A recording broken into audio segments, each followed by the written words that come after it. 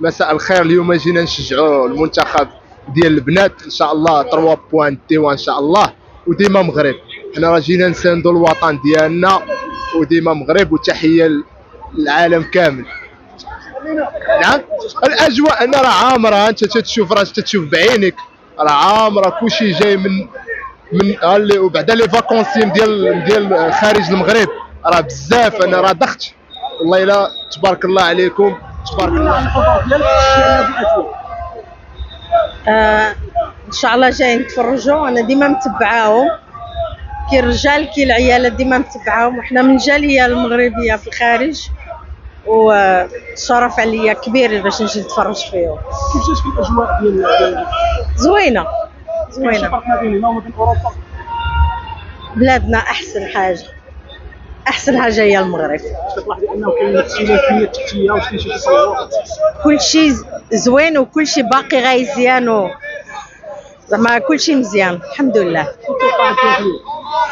ان شاء الله يربحوا، هادشي اللي باغيين يربحوا ان شاء الله 3-1 ان شاء الله.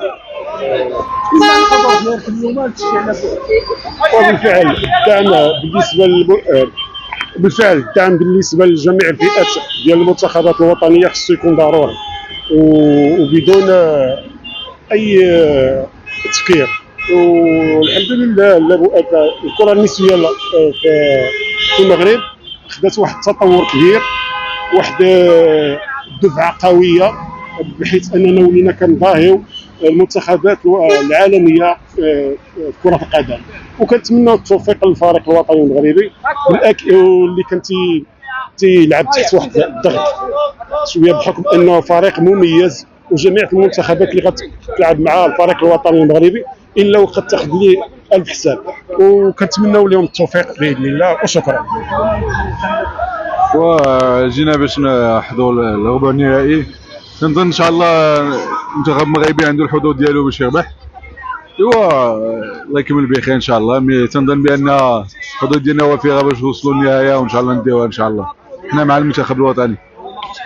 لا، حضرت في المباراه الثانيه ضد المنتخب، تنظن المنتخب السنغال، ار دي سي، مع ار دي سي ايفيكتيمون من ربحنا 4-2. وتنظن انا جاي من الدار البيضاء، دونك لا الاجواء مزيانه، من داك الشيء فيها الملعب رائع.